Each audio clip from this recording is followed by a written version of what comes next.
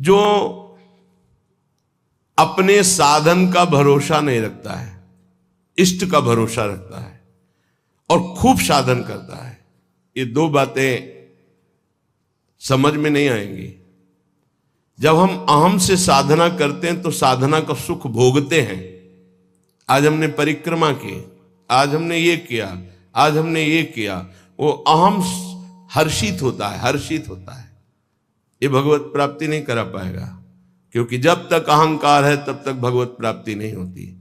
इसीलिए सर्वेषु साधन वरेश चिरम निराशा। साधन हो रहा है पर मुझे कृपा का भरोसा है लाडली की। ये प्रायः साधक ना समझ पाने के कारण कहते हैं जब कृपा से हो जाएगा तो साधन करने की जरूरत क्या है, तो असाधन करोगे। तो कृपा प्राप्ति के लिए मन कर्म वचन छाण चतुराई, भजत कृपा करिए रघुराई। मन कर्म वचन त्रिशुद्ध सकल मत हम श्री हित हरिवंश उपासी। वृंदावन में विराजमान सहचर्यों के मध्य में प्रिया प्रीतम की रात दिन सेवा भजन उपासना परिक्रमा ये सब कर रहे हैं, पर हमें भरोसा लाडली का है, अपने साधन का नहीं है। इस साधन से लाडली मिलेंगी ऐसा नहीं है, नहीं, ये तो सब हो रहा है उनकी कृपा से, पर मुझे भरोसा है मेरी लाडली अपनी कृपा से मुझे मिलेंगी। ये जल्दी समझ में नहीं आता, जब तक अहंकार है समझ में नहीं आएगा, आगे समझ में आ जाएगा। करते रहो, जब कृपा हो जाएगी, अहंकार गलित होगा, तब ऐसा अनुभव होगा। तो दुत्रैकांति, 2 या 3 ऐसे लोग पाए जाते हैं। भाव समझना, कह रहे पूरे विश्व में ये बहुतायत अंगुलियों से नहीं गिने जाते प्रेमी जन, जिनको न राजाओं से मतलब है न देवताओं से मतलब है। वो स्वाप्निक सुख, जो स्वर्गलोक आदि के सुख है उनसे मतलब नहीं है, जो मोक्ष से भी मतलब नहीं रखते, जो वैष्णव धाम वैकुंठ से भी मतलब नहीं रखते, वृंदावन की एकांतिक कुंज में बैठे हुए श्यामा श्याम का जस गा रहे हैं, श्यामा श्याम के लिए रुदन कर रहे हैं, जिनका आयास प्रयास से प्राप्त होने वाले सुख की कोई आकांक्षा नहीं है, ऐसे दुत्रैकांति, 2 या 3, सरल भाषा में समझिए, जो कहो हरिवंश रस बिरलो समझन हार, एक दोई जो खोजिए पाई सब संसार। संपूर्ण संसार में एक दो है। एक बार भगवान वल्लभाचार्य जी से उनके एक प्रिय धनी शिष्य ने कहा, आज हमारी इच्छा है कि 100 विद्वान ब्राह्मणों को भोजन कराएं। बोले बहुत सुंदर, यदि एक 12 तिलकधारी कंठीधारी आचार्य परंपरा से युक्त वैष्णव को पवा दो तो 100 ब्राह्मणों को पवाने का फल प्राप्त हो जाएगा। ओहो, ऐसा वैष्णव की, तो प्रभु हम 100 वैष्णव पवाएंगे। तो उनका एक अश्रुपूरित, आंखों से अश्रु बह रहे, शरीर पुलकित है, कंठ गदगद है और नाम में रत है, ऐसे प्रेमी महाभागवत को पवा दो तो 100 वैष्णवों के पवाने का तुम्हें फल प्राप्त होगा। तो बोले भगवान 100 प्रेमियों को पवा देते हैं। तो वल्लभाचार्य जी के आंसू आ गए, प्रेमी 100 नहीं, प्रेमी तो 1-2 ऐसे मिलते हैं। कैसे प्रेमी? यहां शर्त है, जिनका ना राजाओं से प्रयोजन है, ना देवताओं से प्रयोजन, ना वैकुंठ से प्रयोजन है, ना मोक्ष से प्रयोजन, केवल प्रियालाल के लिए तड़प रहे गदगद सुर, नैना सजल दंपति रस रहे भीन, ईगति वृंदा विपिन में फिरे प्रेम तल्लीन। ऐसे प्रेमी जनों का सानिध्य और दर्शन, ये विशेष भगवान की कृपा होती है, विशेष कृपा। श्रीपाद कह रहे दुखान्येव सुखानि, ये प्रेम प्रेम। विद्य यशो जानी कीर्तिम परा, मन्ये था अधमश्च दुष्परिभवान सम्मानवत् सत्तमयी। दैन्यान्येव महाविभूतिमति सल्लाभान लाभान सदा, पापान्येव च पुण्यमस्ति यदि ते वृंदावनम जीवनम। अगर प्रेम प्राप्ति करना है तो दुखों को गले लगाना सीखो, सच्ची कहते हैं। फिर हृदय की बात कहते हैं। जब सब दुख एक साथ घेरते हैं तभी प्रेम के सहने की सामर्थ्य आती, ध्यान रखना। इस प्रेम को भयानक विपत्ति और रोगों से युक्त करके ही सहा जा सकता है, अन्यथा नहीं। ये सबकी समझ में नहीं आएगा, भयभीत मत होना। इसका समन ही होता है भयानक कष्ट में। भयानक कष्ट की स्थिति में ही प्रेम का समन होता है। वो चाहे जैसे स्वस्थ शरीर वाला हो, जहां प्रेम का प्रादुर्भाव होगा, भारी बाहरी विपत्ति और आंतरिक, तभी वो प्रेम का समन होता है, उसका पारा चढ़ता है और भगवान को अधीन कर लेता है। ये लिखा पढ़ी की बात नहीं कह रहे, हृदय की बात कह रहे हैं। वैसे भी भगवान ने युधिष्ठिर जी से कहा, जिस पर मैं परम कृपा करता हूं उसका सर्वनाश कर देता हूं। चाहिए परम कृपा? जिस पर परम कृपा करता हूं सर्वनाश कर देता हूं, ये शब्द है। क्या सर्वनाश करता हूं? धन का अपहरण कर लेता हूं, स्वजनों का अपहरण कर लेता हूं, कोई उससे बात नहीं करेगा, किसी काम का नहीं रह जाएगा। तब उसका सीधा अर्थ भाव मेरे से होता है और फिर मैं उसे निहाल कर देता हूं। हिम्मत हो तो कूदो अखाड़े पे। नारायण अति कठिन है हरि मिलन की बाट, या में पग पीछे धरे प्रथम शीश दे काट। तो आप कहोगे फिर भक्ति करना ही नहीं। यहां चरम सीमा की बात प्रेम की हो रही। श्री कृष्ण का प्रेमी ऐसा वैसा नहीं होता, टिकुली बुंदा वाला नहीं होता, चूड़ी घांगरा वाला नहीं होता, वो परमहंस होता है। इनसे श्री कृष्ण रीझने वाले नहीं। चमड़े की चिकनाहट से अज्ञानी रीझता है, ज्ञानी नहीं, वो तो ज्ञान समुद्र है, सच्चिदानंद। ये जो बहुत बुरी तरह से है, वो तो अपने सब दर्शन होते हैं। जब सुबह मंगला में आते तो सब प्रकार के भगवान के दर्शन होते, विराट रूप के, छोटा बड़ा मंझोला रुद्र प्रेमी सब तरह के दर्शन होते। तो उसमें जैसे अब वो जो लाल लाल ऐसे तो बहुत ही बुरा लगता है, ऐसे तो धो के मुंह खड़े हो जाते तो अच्छा लगता। अरे इस शरीर को सजाने से श्री कृष्ण मिलते हैं भैया। बढ़िया रज यमुना किनारे के मुंह में लगा के आते तो दर्शन मात्र से हृदय शीतल हो जाता, निष्पाप हो जाते हैं ऐसे दर्शन से। जैसे कुछ साधक ऐसे करके ऐसे दर्शन मात्र से निष्पाप हो जाओ, क्योंकि वो रज लगी जो शिव शनकादि की याचना करते हैं। कुछ ऐसे उपासक जिनको कहते हैं कि रज लगाइए मस्तक पर भरकर, तो उनको बेइज्जती लगती है। ऐसे पतला और गोरा चिकना शरीर रख लो, इसको रखे रहना, इसकी दुर्दशा होगी। अभी नहीं मान रहे हो ना?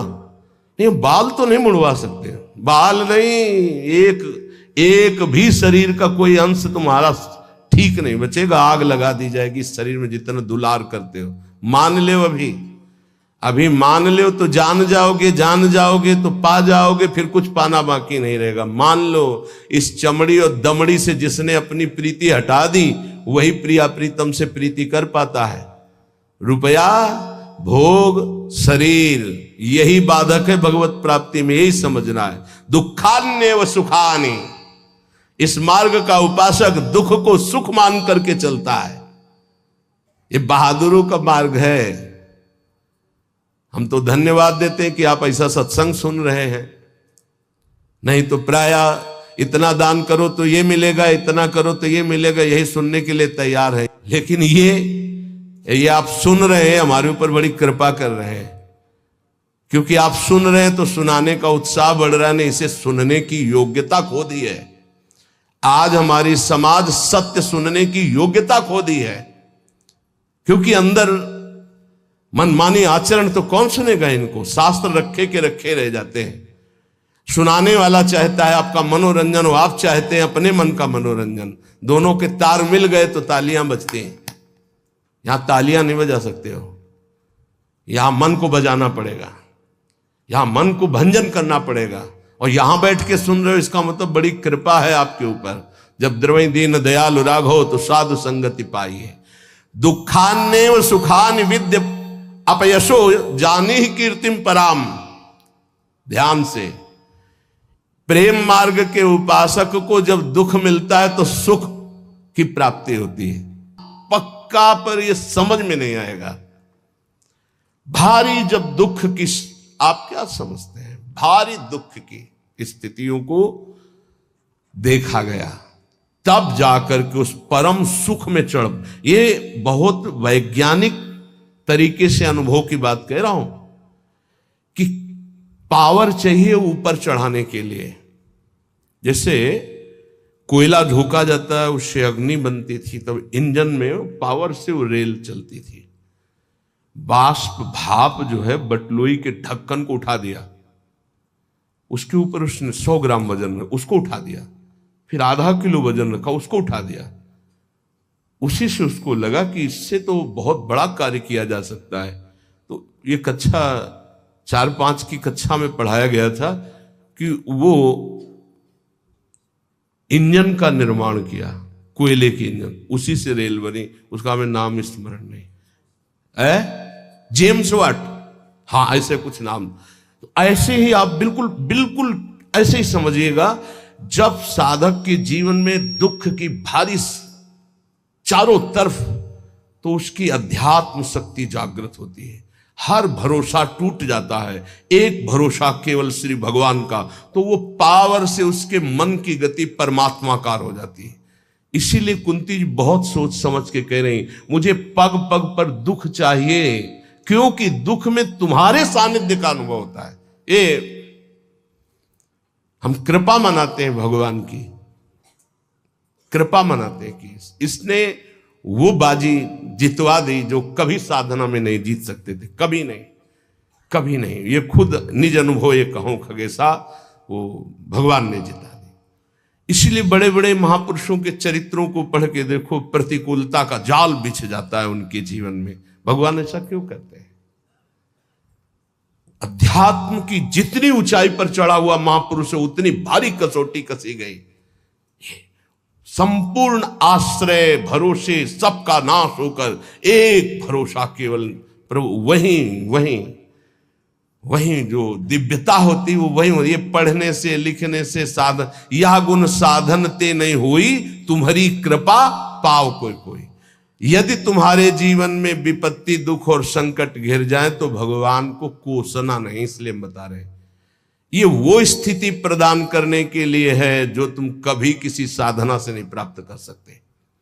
दुखान्य और सुखानी, जब दुख आए तो जान लेना कि सच्चे सुख की प्राप्ति का अवसर आ गया है। एक श्रीमद् भागवत में प्रसंग है तितिक्षु ब्राह्मण का। उसने कभी भी धर्म नहीं किया था, जीवन भर धन कमाया, परिवार का खूब विस्तार था, कंजूस स्वभाव का था, खूब पैसा एकत्रित करता, परिवार को भी नहीं सुख सुविधाएं देता, ना स्वयं लेता। जब हम धर्म नहीं करते हैं तो एकत्रित किया हुआ धन विविध प्रकार से नष्ट हो जाता है। इसलिए बुद्धिमान वही है जो अपने धन का सदुपयोग कर ले। जमा करना केवल उसका लक्ष्य नहीं, उसका सदुपयोग होना। धन्य है जिन्होंने धन का सदुपयोग कर लिया।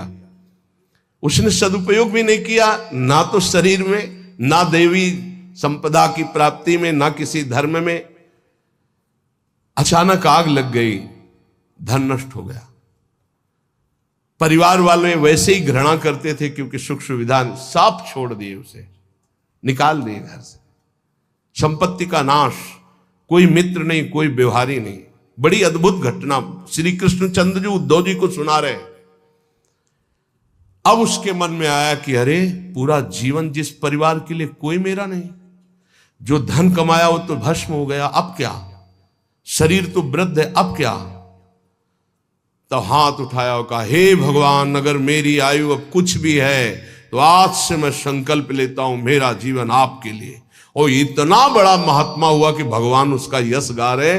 पर देख लो उसके लोग उसको थूकते, पीटते, मारते, उसको सह करके वो ऐसा ब्रह्म ऋषि बना कि भागवत में उसकी चर्चा है।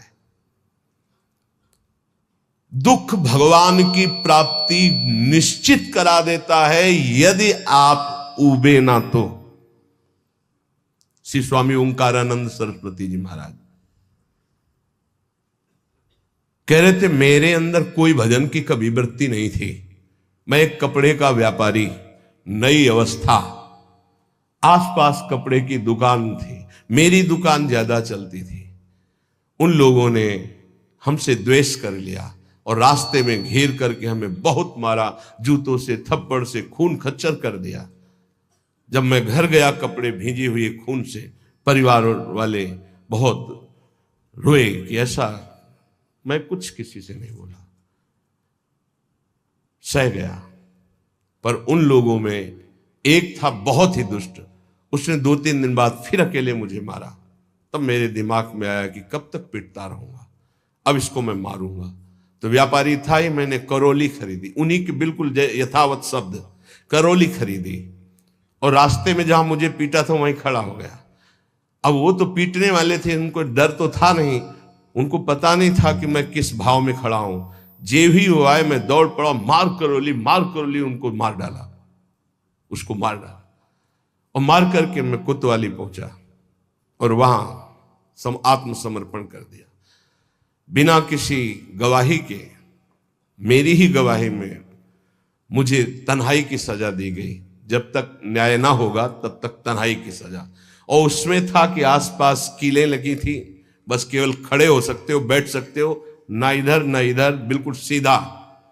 जब वहां पहुंचा तब सोचा कि अरे ब्राह्मण के घर जन्म मिला और ये जीवन ऐसे कटेगा, ये तो भारी पाप हो गया हमसे। बस हाथ उठाया उसी तन्हाई में और कहा, एक बार मुझे अवसर दिया जाए, हे परमात्मा, हे परमेश्वर, मैं आजीवन आपका भजन करूंगा। ब्याह हुआ नहीं था, अब निकलने का कोई साधन नहीं।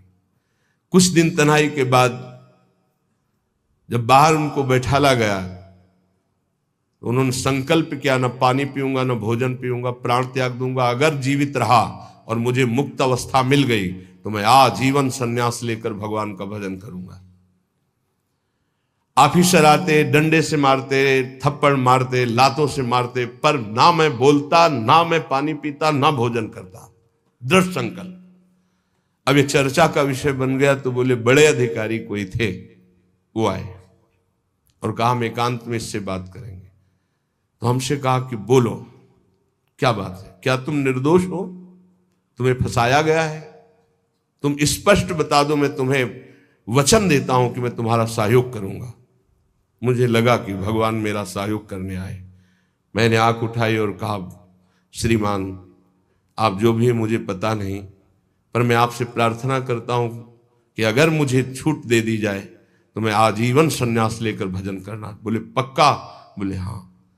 बोले आपकी रिपोर्ट में तो आपने ही कहा है मैंने कत्ल किया है, अब आपको एक सत्य के लिए झूठ बोलना पड़ेगा, मैं आपको बचा लूंगा। आपको बोलना पड़ेगा दबाव में मुझसे कहलाया गया, मैंने कुछ नहीं किया। बोले बोल दूंगा। और बोले ऐसा विधान बना, मैं मुक्त हो गया, घर नहीं गया, सीधे सन्यास लेकर। और वो परम 90 वर्ष की अवस्था की बात कह रहा हूं, उनसे जब मिले, वो ब्रह्माकार स्थिति, उस दुख घटना ने उनको एक ब्रह्मलीन महापुरुष बना दिया। दुखान्य व सुखाने, दुख परम सुख प्रदान करने वाला पक्का। विद्य अपयशो जानी कीर्तिम परा। यदि तुम्हारी निंदा हो रही है तो तुम प्रेम मार्ग के पथिक हो, नाच पड़ो, तुम्हारा मंगल हो गया। क्या? तुम्हारी सारी अशुभ वृत्तियां नष्ट हो जाएंगे, तुम्हारी विमल कीर्ति का प्रकाश होगा, विमल कीर्ति का।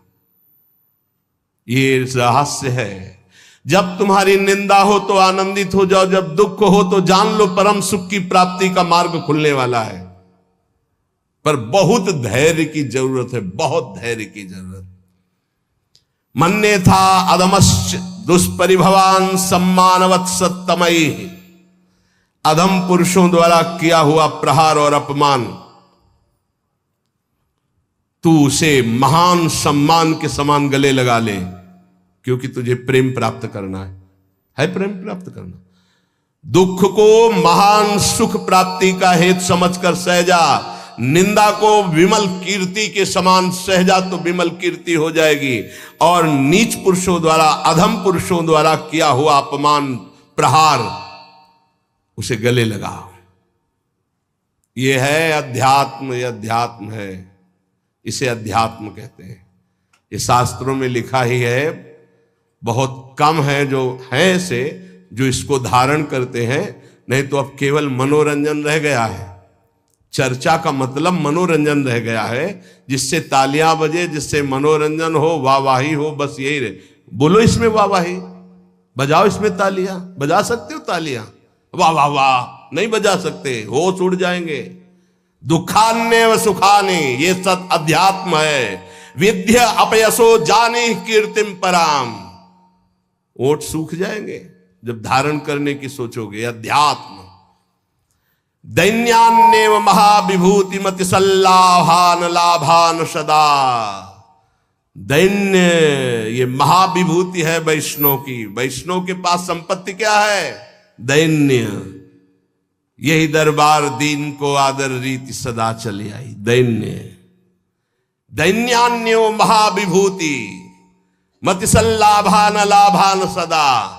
अलाभ को परम लाभ जानकर दैन्य भाव से मान अपमान दुख सुख जो भी परिस्थिति निंदा स्तुति सबको चीरता हुआ जो नाम जप करता हुआ आगे बढ़ता है, तो कह रहे वृंदावनम जीवनम, उसके जीवन में दिव्य वृंदावन का प्रकाश हो जाता है।